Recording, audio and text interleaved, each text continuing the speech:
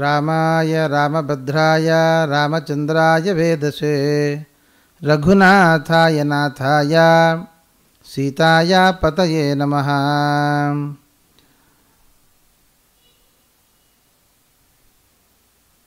ಹಸ್ತದ್ವಯೇನ ಕಮಲೇ ಧಾರಯಂತಿ ಸ್ವಲೀಲಯಾ ಹಾರನೂಪುರಸಂಯುಕ್ತಾಂ ಲಕ್ಷ್ಮೀಂ ದೇವೀಂ ವಿಚಿಂತಯೇ. ಯೋऽन्तಃಪ್ರವಿಶ್ಯ ಮಮ ವಾಚಮಿಮಾಂ ಪ್ರಸುಪ್ತಾಂ ಸಂಜೀವಯದ್ಯ ಕಿಲ ಶಕ್ತಿಧರಸ್ವಧಾಮ್ನಾ. ಅನ್ಯಾಂ ಚ ಹಸ್ತಚರಣಶ್ರವಣತ್ವಗಾದೀನ್ ಪ್ರಾಣಾನ್ನಮೋ ಭಗವತೆ ಪುರುಷಾಯ ತುಭ್ಯಂ. ವಜ್ರಕಲ್ಪಂ ತ್ರಿನಯನಂ ಸರ್ವಶತ್ರುನಿಷೂಧನಂ ದ್ವಾತ್ರಿಂಶದಾಯದೋಪೇತಂ ಧ್ಯಾಯೇತ್ ತ್ವಾಂ ಮನ್ಯುರೂಪಿಣಂ.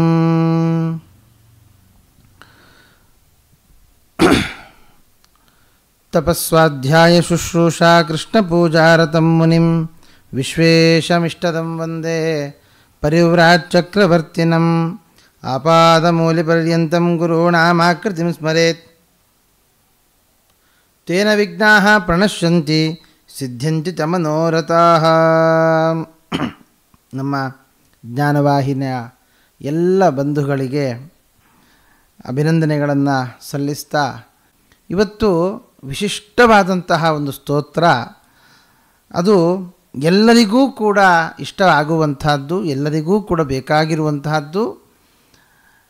ಈ ನರಸಿಂಹನ ಒಂದು ಆವಿರ್ಭಾವ ಆಗಿರತಕ್ಕಂತಹ ಸಂದರ್ಭದಲ್ಲಿ ನರಸಿಂಹದೇವರ ಅನೇಕ ಸ್ತೋತ್ರಗಳನ್ನು ನಾವು ಕಂಡಿದ್ದೇವೆ, ಅದರ ಬಗ್ಗೆ ತಿಳ್ಕೊಂಡಿದ್ದೇವೆ.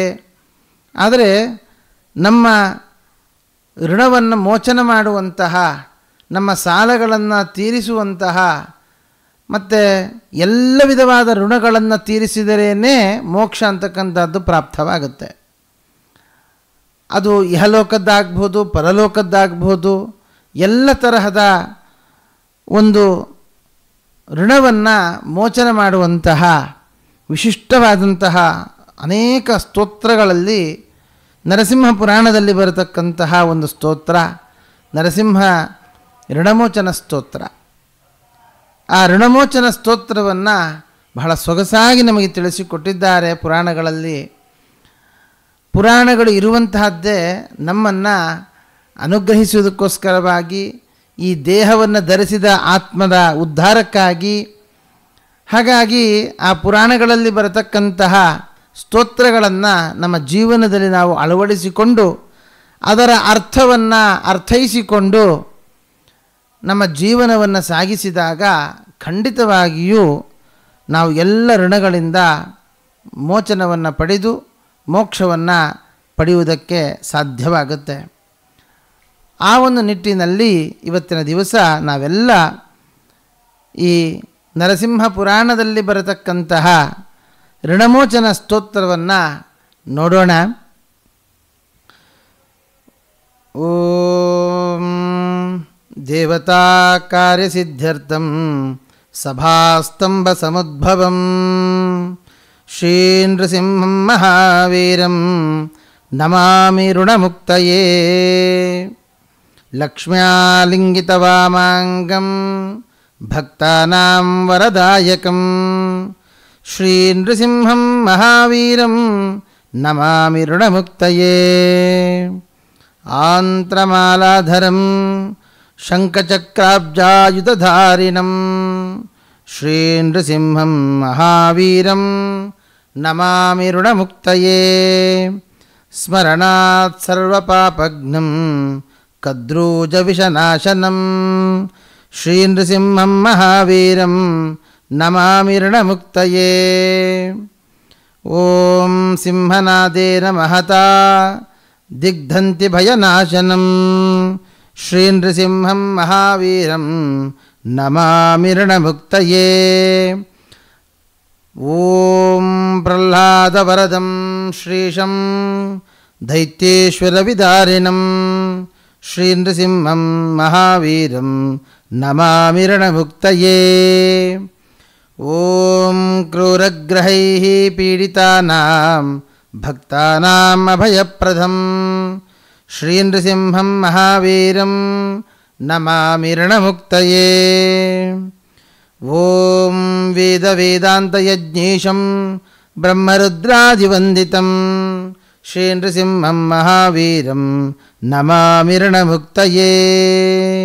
ಯಯಿದಂ ಪಠತೆ ನಿತ್ಯಂ ಋಣಮೋಚನ ಸಂಹಿತಂ ಅನೃಣೀ ಜಾಯತೆ ಸದ್ಯೋದನಂ ಶೀಘ್ರಮಾಪ್ನುಯಾತ್. ಇತಿ ಶ್ರೀ ನೃಸಿಂಹಪುರಾಣೋಕ್ತಂ ಋಣಮೋಚನಸ್ತೋತ್ರಂ ಸಂಪೂರ್ಣಂ. ಇಷ್ಟು ಚಿಕ್ಕದಾದಂತಹ ಈ ಋಣಮೋಚನ ಸ್ತೋತ್ರ. ನಾವು ಋಣವನ್ನು ಪರಿಹಾರ ಮಾಡಿಕೊಳ್ಳಬೇಕು ಅಂತಾದಾಗ ಎಷ್ಟೆಲ್ಲ ಕಷ್ಟಪಡಬೇಕು. ಶಾಸ್ತ್ರ ಹೇಳುತ್ತೆ, ಪಶುಪತ್ನಿ ಸುತಾಲಯ ಋಣಾನುಬಂಧರೂಪೇಣ. ದೇವಋಣ, ಪಿತೃಋಣ, ಋಷಿಋಣ, ಹೀಗೆ ಋಣವನ್ನು ನಾವು ಪರಿಹಾರ ಮಾಡಿಕೊಳ್ಳುವುದಕ್ಕೆ ಪ್ರತಿನಿತ್ಯವೂ ಕೂಡ ದೇವತಾ ಕಾರ್ಯಗಳನ್ನು, ಬ್ರಹ್ಮಯಜ್ಞಾದಿಗಳನ್ನು, ತರ್ಪಣಾದಿಗಳನ್ನು ಮತ್ತು ತಂದೆ ತಾಯಿಯರ ಸೇವೆಯನ್ನು ಮಾಡ್ತಾ ನಮ್ಮ ಜೀವನವನ್ನು ಸಾಗಿಸಬೇಕು. ಕೇವಲ ಇಷ್ಟು ಮಾತ್ರ ಸಾಲದು. ಆ ಋಣವನ್ನು ಪರಿಹಾರ ಮಾಡಿಕೊಳ್ಳಬೇಕು ಅಂತಾದಾಗ ದೇವತಾ ಅನುಗ್ರಹಗಳು ಕೂಡ ತುಂಬ ಮುಖ್ಯವಾಗುತ್ತೆ. ಋಣ ಅಂತ ಹೇಳಿದಾಗ ಸಾಲ, ಅದು ಯಾವುದು ಬೇಕಾದರೂ ಆಗಬಹುದು.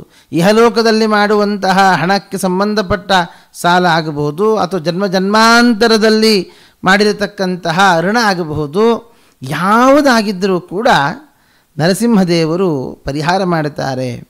ಆದ್ದರಿಂದ ಈ ನರಸಿಂಹನ ವಿಶೇಷವಾದ ಸ್ತೋತ್ರವನ್ನು ನಾವು ಪಾರಾಯಣ ಮಾಡಿದರೆ, ಅರ್ಥೈಸಿಕೊಂಡರೆ ನಮ್ಮ ಎಲ್ಲ ಋಣಗಳನ್ನು ನಾವು ಪರಿಹಾರ ಮಾಡಿಕೊಳ್ಳಬಹುದು ಅನ್ನುವಂತಹ ಮಾತು ಶಾಸ್ತ್ರದಲ್ಲಿ ತಿಳಿಸ್ತಾರೆ. ಹಾಗಾಗಿ ಮೊದಲನೆಯದ್ದೇನೆ ನಾವು ಗಮನಿಸಿದಾಗ ಪರಮಾತ್ಮನ ಆವಿರ್ಭಾವ ಹೇಗೆ ಆಯಿತು, ನರಸಿಂಹದೇವರ ಆವಿರ್ಭಾವ ಆದದ್ದು ಹೇಗೆ. ಹಿರಣ್ಯಾಕ್ಷ ಹಿರಣ್ಯಕಶಿಪುಗಳು ತಪಸ್ಸನ್ನು ಆಚರಿಸಿ ಬ್ರಹ್ಮದೇವರನ್ನು ವರವನ್ನು ಕೇಳ್ತಾರೆ. ಹಿರಣ್ಯಕಶಿಪು ತಾನು ಕಂಡಂತಹ ಯಾವ ಪ್ರಾಣಿಗಳಿಂದ, ಮನುಷ್ಯರಿಂದ, ದೇವರಿಂದ ಯಾರಿಂದಲೂ ಸಾವು ಬರಬಾರದು, ಹಗಲಾಗಬಾರದು, ರಾತ್ರಿಯಾಗಬಾರದು, ಈ ರೀತಿಯಲ್ಲಿ ವರವನ್ನು ಕೇಳಿದಾಗ ಬ್ರಹ್ಮದೇವರು ತಥಾಸ್ತು ಅಂತ ಹೇಳಿದರು. ಆದರೆ ದೇವತೆಗಳಿಗೆಲ್ಲ ಭಾರೀ ಸಮಸ್ಯೆ ಆಯಿತು. ಯಾಕೆ? ಯಾರೂ ಅವನನ್ನು ಸೋಲಿಸುವುದಕ್ಕೂ ಆಗೋಲ್ಲ, ಸಂಹಾರ ಮಾಡುವುದಕ್ಕೂ ಆಗೋಲ್ಲ. ಆ ರೀತಿಯಾದ ವರವನ್ನು ಬ್ರಹ್ಮದೇವರು ಕೊಟ್ಟು ಬಿಟ್ಟಿದ್ದಾರೆ. ಏನು ಮಾಡೋದು ಅಂತ ದೇವರಲ್ಲಿ ಪ್ರಾರ್ಥನೆ ಮಾಡಿದಾಗ ಅಂತಹ ದೇವತೆಗಳ ಕಾರ್ಯವಾಗಿರತಕ್ಕಂತಹ ಹಿರಣ್ಯಕಶಿಪುವಿನ ಸಂಹಾರ, ಅವನ ಸಂಹಾರ ಮಾಡುವುದಕ್ಕೋಸ್ಕರವಾಗಿ ಹಗಲು ಅಲ್ಲದೆ, ಇರುಳು ಅಲ್ಲದೆ, ಮೇಲೆ ಅಲ್ಲದೆ, ಕೆಳಗೆ ಅಲ್ಲದೆ ಕಂಬದಿಂದ ಉದ್ಭವ ಆಗಿ ಹೊಸ್ತಿಲಿನ ಮೇಲೆ ಕೂತು ಆ ಹಿರಣ್ಯಕಶಿಪುವನ್ನು ಸಂಹಾರ ಮಾಡಿರತಕ್ಕಂತಹ ಅತ್ಯದ್ಭುತವಾದಂತಹ ರೂಪ ಆ ನರಸಿಂಹ ಅವತಾರದ ರೂಪ. ಭಾಗವತವನ್ನು ನೀವು ಕೇಳಿದರೆ, ಆ ರೂಪವನ್ನು ಚಿಂತನೆ ಮಾಡಿದರೆ ಹೇಳ್ತಾರೆ, ಅವನ ಮೂಗಿನ ಹೊಳ್ಳೆಗಳು ದೊಡ್ಡ ದೊಡ್ಡ ಗುಹೆಯ ರೂಪದಲ್ಲಿ ಇತ್ತು. ಅವನನ್ನು ಕಣ್ತುಂಬಿಸಿಕೊಳ್ಳುವುದಕ್ಕೆ ಸಾಧ್ಯವೇ ಇಲ್ಲ. ಅಷ್ಟು ಘೋರವಾದಂತಹ ರೂಪವನ್ನು ಧಾರಣೆ ಮಾಡಿಕೊಂಡು ಬಂದ. ಹಿರಣ್ಯಕಶಿಪು ಕಂಡ ಕೂಡಲೇ ಮನಸ್ಸಿನಲ್ಲಿ ಅಂದುಕೊಂಡದಂತೆ, ಇದು ಯಾವುದು ಹೊಸ ಪ್ರಾಣಿ, ನಾನು ಕಾಣಲೇ ಇಲ್ಲ, ಕಂಡಿದ್ದರೆ ಲೀಸ್ಟಲ್ಲಿ ಇದನ್ನೂ ಸೇರಿಸಿಬಿಡ್ತಿದ್ದೆ. ಸೇರಿಸಿಲ್ಲದೆ ಇರೋದರಿಂದ ಇದರಿಂದಲೇ ನನಗೆ ಸಾವು ಆಗುತ್ತೋ ಏನು ಅಂತ ಬಯಸಿದ್ದಂತೆ. ಸತ್ಯಂ ವಿಧಾತುಂ ನಿಜ ಭೃತ್ಯ ಭಾಷಿತಂ. ಭಾಗವತ ಹೇಳುತ್ತೆ, ಪ್ರಹ್ಲಾದರು ಹೇಳಿರತಕ್ಕಂತಹ, ರಾಜರು ತಿಳಿಸಿದಂತಹ ಮಾತು ಈ ಕಂಬದಲ್ಲಿ ಇದ್ದಾನೆ, ಅಂತಹ ಮಾತನ್ನು ಸತ್ಯ ಮಾಡುವುದಕ್ಕಾಗಿ ಕಂಬದಲ್ಲಿಯೇ ಉದ್ಭವ ಆದ. ಮತ್ತೆ ಸತ್ಯಂ ವಿಧಾತುಂ ನಿಜಭೃತ್ಯ ಭಾಷಿತಂ. ನಮ್ಮವರು ನಮ್ಮನ್ನು ಸ್ಮರಿಸುವುದಕ್ಕಿಂತ ನಮ್ಮ ಶತ್ರುಗಳು ನಮ್ಮ ಬಗ್ಗೆ ಆಲೋಚನೆ ಮಾಡಿದೇ ಜಾಸ್ತಿ ಇರುತ್ತೆ. ಹಾಗೆ ಹಿರಣ್ಯಕಶಿಪು ಸದಾ ಕಾಲ ಹರಿಚಿಂತನೆಯೇ ಆಗಿತ್ತು. ಆದ್ದರಿಂದ ನಿಜಭೃತ್ಯ ಅಂದರೆ ಅವನೂ ಆದ. ಅವನದ್ದುಕೊಂಡ ಇದರಿಂದಲೇ ಸಾವು ನನಗೆ ಅಂತ.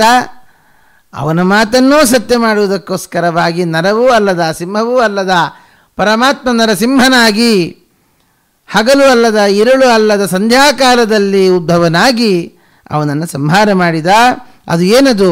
ದೇವತಾ ಕಾರ್ಯಸಿದ್ಧ್ಯರ್ಥಂ, ಅದು ದೇವತೆಗಳ ಕಾರ್ಯ ಆಗಿತ್ತು. ಆದ್ದರಿಂದ ಸಭಾಸ್ತಂಭದಲ್ಲಿ ಏನು ಉದ್ಭವ ಆದ, ಎಂತಹವನು ನರಸಿಂಹ ಮಹಾವೀರಂ, ಅವನಂತಹ ಪರಾಕ್ರಮಿ ಮತ್ತೊಬ್ಬ ಇಲ್ಲವೇ ಇಲ್ಲ. ಅಂತಹ ಮಹಾಪರಾಕ್ರಮಿಯಾಗಿರತಕ್ಕಂತಹ ನರಸಿಂಹನಿಗೆ ನನ್ನ ನಮಸ್ಕಾರ, ನನ್ನ ಋಣವನ್ನು ಪರಿಹಾರ ಮಾಡು ತಂದೆ ಅಂತ ಪ್ರಾರ್ಥನೆ ಮಾಡುವಂತಹ ಮೊದಲನೆಯ ಮಂತ್ರ, ಮನೆಯ ಮೊದಲನೆಯ ಶ್ಲೋಕ ಇದಾಗಿದೆ. ಲಕ್ಷ್ಮ್ಯಾಲಿಂಗಿತ ವಾಮಾಂಗಂ ಭಕ್ತಾನಾಂ ವರದಾಯಕಂ ಶ್ರೀ ನೃಸಿಂಹಂ ಮಹಾವೀರಂ ನಮಾಮಿ ರಣಮುಕ್ತಯೇ. ಹೇಗಿದ್ದಾನೆ ಪರಮಾತ್ಮ ಅಂತ ಹೇಳಿದರೆ ಅದಕ್ಕೆ ಹೇಳ್ತಾರೆ, ಲಕ್ಷ್ಮ್ಯಾಲಿಂಗಿತ ವಾಮಾಂಗಂ, ತನ್ನ ಎಡಭಾಗದಲ್ಲಿ ಲಕ್ಷ್ಮಿಯಿಂದ ಆಲಂಗಿತನಾಗಿ ಪರಮಾತ್ಮ ಕೂತಿದ್ದಾನೆ. ಭಕ್ತಾನಾಂ ವರದಾಯಕಂ, ಭಕ್ತರಿಗೆ ವರವನ್ನು ಕೊಡ್ತಾ ಪರಮಾತ್ಮ ಲಕ್ಷ್ಮಿಯ ಜೊತೆಗೆ ಕೂತ್ಕೊಂಡಿದ್ದಾನೆ. ಅಂತಹ ಮಹಾಪರಾಕ್ರಮಿಯಾದಂತಹ ಲಕ್ಷ್ಮೀ ನರಸಿಂಹದೇವರು ನಮ್ಮ ಋಣವನ್ನು ಪರಿಹಾರ ಮಾಡಲಿ ಅಂತ ಪ್ರಾರ್ಥನೆ ಮಾಡ್ತಾ ಇದ್ದಾರೆ. ಆಂತ್ರಮಾಲಾಧರಂ, ಕೌಸ್ತುಭ ಮಣಿಯನ್ನು ಧಾರಣೆ ಮಾಡಿದ್ದಾರೆ, ಶ್ರೀವತ್ಸ ಚಿಹ್ನೆಯನ್ನು ಧಾರಣೆ ಮಾಡಿದ್ದಾನೆ, ಶಂಖ ಚಕ್ರ ಗದಾ ಪದ್ಮಗಳನ್ನು ಧಾರಣೆ ಮಾಡಿದ್ದಾನೆ. ಅಂತಹ ಪರಮಾತ್ಮ ಮಹಾಪರಾಕ್ರಮಿಯಾಗಿರತಕ್ಕಂತಹ ಲಕ್ಷ್ಮೀ ನರಸಿಂಹದೇವರು ನಮ್ಮನ್ನು ಕಾಪಾಡಲಿ, ನಮ್ಮ ಋಣವನ್ನು ಪರಿಹಾರ ಮಾಡಲಿ ಅಂತ ನೋಡಿ. ಹಿಂದಿನ ಶ್ಲೋಕದಲ್ಲಿ ಭಕ್ತಾನಾಂ ವರದಾಯಕಂ, ಭಕ್ತರಿಗೆ ವರವನ್ನು ಕೊಡ್ತಾ ಇದ್ದಾನೆ. ಜೊತೆಗೆ ಶಂಖ ಚಕ್ರಾಬ್ಜಾಯುಧಧಾರಿಣಂ, ಅದನ್ನು ನಾವು ಗಮನಿಸಿದರೆ ಪರಮಾತ್ಮ ಶಂಖ ಚಕ್ರಗಳನ್ನು ಧಾರಣೆ ಮಾಡಿದ್ದಾನೆ ಅಂತಂದರೆ ಅದು ಭಕ್ತರ ಉದ್ಧಾರಕ್ಕಾಗಿಯೇ. ಹಾಗಾಗಿಯೇ ಅಂಬರೀಷನ ಕಥೆಯನ್ನು ನೀವು ಕೇಳಿರಬಹುದು.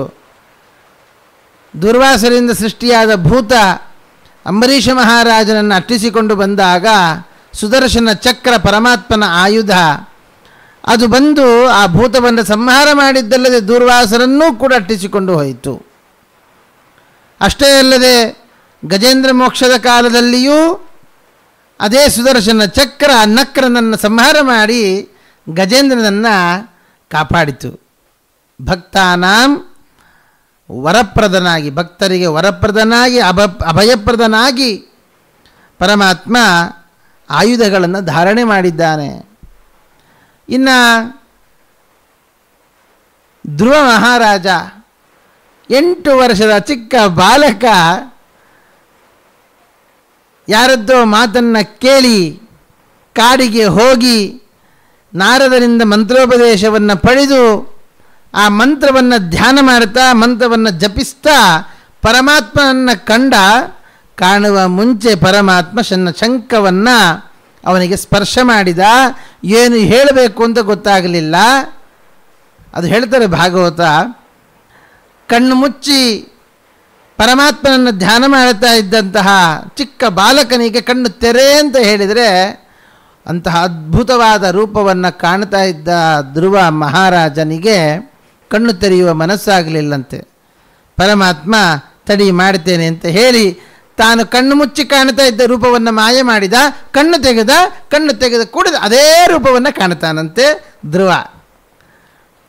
ಅವಾಗ ಶಂಕದ ಸ್ಪರ್ಶವಾದಾಗ ಯೋಂತ ಪ್ರವಿಶ್ಯ ಮಮ ವಾಚಮಿಮಾಂ ಪ್ರಸುಪ್ತಾಂ ಸಂಜೀವಯತಿ ಅಂತ ಪ್ರಾರಂಭ ಮಾಡ್ತಾನೆ ಚಿಕ್ಕ ಬಾಲಕ ಧ್ರುವ.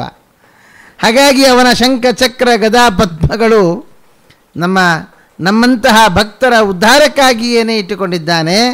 ಅಂತಹ ಭಕ್ತರ ಉದ್ಧಾರಕ್ಕಾಗಿಯೇ ಪಣ ತೊಟ್ಟಂತಹ ನರಸಿಂಹ, ಅದಕ್ಕಾಗಿಯೇ ಬಂದಂತಹ ಕಂಬದಿಂದ ಬಂದಿರತಕ್ಕಂತಹ ಮಹಾವೀರನಾಗಿರತಕ್ಕಂತಹ ನರಸಿಂಹ ನಮ್ಮ ಋಣವನ್ನು ಪರಿಹಾರ ಮಾಡಲಿ ಅಂತ ಪ್ರಾರ್ಥನೆ ಮಾಡ್ತಾ ಇದ್ದಾರೆ. ಸ್ಮರಣಾತ್ ಸರ್ವ ಪಾಪಜ್ಞಂ. ನೋಡಿ ಹೇಳ್ತಾರೆ, ಕೇವಲ ನರಸಿಂಹ ಅಂತ ಹೇಳಿದ್ರೆ ಸಾಕಂತೆ ಎಲ್ಲ ಪಾಪಗಳು ಸರ್ವ ಪಾಪಜ್ಞಂ. ನೀವು ನಿನ್ನೆ ಮಾಡಿದ್ದು, ಇವತ್ತು ಮಾಡಿದ್ದು, ನಾಳೆ ಮಾಡಿದ್ದು, ಹಿಂದಿನ ಜನ್ಮದಲ್ಲಿ ಮಾಡಿದ್ದು, ಈ ಜನ್ಮದಲ್ಲಿ ಮಾಡಿದ್ದು, ಮುಂದಿನ ಜನ್ಮದಲ್ಲಿ ಮಾಡೋದು ಎಲ್ಲ ಪಾಪಗಳನ್ನು ಕೂಡ ಪರಿಹಾರ ಮಾಡ್ತಾನಂತೆ. ಅಷ್ಟೇ ಅಲ್ಲ, ಕದ್ರೂಜ ವಿಷನಾಶನಂ. ಕದ್ರೂಜ ಅಂದರೆ ಸರ್ಪಗಳು. ಆ ಸರ್ಪದ ವಿಷ, ಕಾಳಸರ್ಪದ ವಿಷ ಬೇಕಾದರೂ ಮೈಯಲ್ಲಿ ತುಂಬಿಕೊಂಡಿರಲಿ, ಅವನ ಸ್ಮರಣೆಯಿಂದ ಅದೂ ಕೂಡ ದೂರವಾಗಿ ಬಿಡುತ್ತೆ, ಅದು ಕೂಡ ನಾಶವಾಗಿ ಬಿಡುತ್ತೆ. ನಮ್ಮ ಮೈಯಲ್ಲಿ ಯಾವ ವಿಷವೂ ಬರೋದಿಲ್ಲ. ಅಂತಹ ನರಸಿಂಹದೇವರು ನಮ್ಮ ಋಣವನ್ನು ಪರಿಹಾರ ಮಾಡಲಿ. ಸಿಂಹನಾದೇನ ಮಹತಾ ದಿಗ್ಧಂತಿ ಭಯನಾಶನಂ. ಒಮ್ಮೆ ಸಿಂಹ ಗರ್ಜನೆ ಮಾಡಿದರೆ ಕಾಡಿನಲ್ಲಿರ್ತಕ್ಕಂಥ ಎಲ್ಲ ಪಶು ಪಕ್ಷಿಗಳು ಪ್ರಾಣಿಗಳು ಎಲ್ಲವೂ ಹೆದರಿ ಒಂದು ಕಡೆಯಲ್ಲಿ ಕೂತು ಬಿಡ್ತವೆ. ಹಾಗೆ ಪರಮಾತ್ಮನ ಒಂದು ಸಿಂಹ ಗರ್ಜನೆಯಿಂದ ದಿಗ್ಧಂತಿ, ಅಷ್ಟ ದಿಕ್ಕುಗಳಲ್ಲಿರತಕ್ಕಂಥ ಎಲ್ಲ ದೋಷಗಳು ಅಥವಾ ಭಯ. ನಮಗೆ ಕೆಲವೊಮ್ಮೆ ಮನೆಯಲ್ಲಿ ಒಬ್ಬರೇ ಇರೋದಕ್ಕೆ ಭಯ ಆಗುತ್ತೆ, ಅಥವಾ ಇನ್ನೇನೋ ಕೆಲಸ ಮಾಡಲಿಕ್ಕೆ ಭಯ ಆಗುತ್ತೆ, ಹಾಗೆ ಅಂದ್ಕೊಳ್ತಾ ಇರ್ತೇವೆ. ಅಂತಹ ಸಂದರ್ಭದಲ್ಲಿ ನರಸಿಂಹದೇವರ ಸ್ಮರಣೆ ಮಾಡಿದರೆ ಸಾಕು. ದಿಗ್ಧಂತಿ ಭಯನಾಶನಂ, ಎಲ್ಲ ವಿಧವಾದಂತಹ ಭಯವನ್ನು ಅವನು ಪರಿಹಾರ ಮಾಡ್ತಾನೆ. ಮತ್ತು ಯಾರವನು? ಪ್ರಹ್ಲಾದ ವರದಂ ಶ್ರೀಶಂ. ಪ್ರಹ್ಲಾದರಿಗೆ ವರವನ್ನು ಕೊಟ್ಟಂಥ ಚಿಕ್ಕ ಬಾಲಕ. ಅಲ್ಲಿ ಹೇಳ್ತಾರೆ, ಬ್ರಹ್ಮದೇವರು ಕೇಳ್ತಾರಂತೆ, ಎಂತಹ ಘೋರವಾದ ರೂಪ ಅಪ್ಪ ಅದು, ನಮಗೆ ನೋಡಲಿಕ್ಕೆ ಭಯ ಆಗುತ್ತೆ. ಪುಟ್ಟ ಹುಡುಗ ನೀನು, ನಿನಗೆ ನರಸಿಂಹನ ರೂಪವನ್ನು ಕಂಡ್ರೆ ಭಯ ಆಗೋದಿಲ್ವಾ ಅಂತ ಕೇಳಿದರೆ, ನಮ್ಮಪ್ಪನ ನೋಡ್ಲಿಕ್ಕೆ ನನಗೆ ಯಾಕೆ ಭಯ ಆಗಬೇಕು ಅಂತ ಕೇಳಿದ್ನಂತೆ. ಅಂದರೆ ಆ ಪ್ರಹ್ಲಾದನ ಭಕ್ತಿ ಎಂತಹದ್ದು. ಹಾಗೆ ಹೇಳಿದ್ರು, ಪ್ರಹ್ಲಾದ ವರದ ಅಂತ ಹೇಳಿದರೆ ಪರಮಾತ್ಮನಿಗೆ ಭಾರೀ ಪ್ರೀತಿ. ಹಾಗಾಗಿ ಅಂತಹ ಪ್ರಹ್ಲಾದ ವರದನಾದಂತಹ, ಶ್ರೀಶನಾದಂತಹ, ಶ್ರಿಯಾಸಹಿತನಾದಂತಹ, ಎಲ್ಲ ದೈತ್ಯರಿಗೆ ನಾಯಕನಾದ ಹಿರಣ್ಯಕಶಿಪುವನ್ನೇ ಸಂಹಾರ ಮಾಡಿರತಕ್ಕಂತಹ ಮಹಾಪರಾಕ್ರಮಿಯಾದ ನರಸಿಂಹ, ನನ್ನ ಎಲ್ಲ ಋಣವನ್ನು ಪರಿಹಾರ ಮಾಡಪ್ಪ ಅಂತ ಕೇಳಿಕೊಳ್ತಾ ಇದ್ದಾರೆ.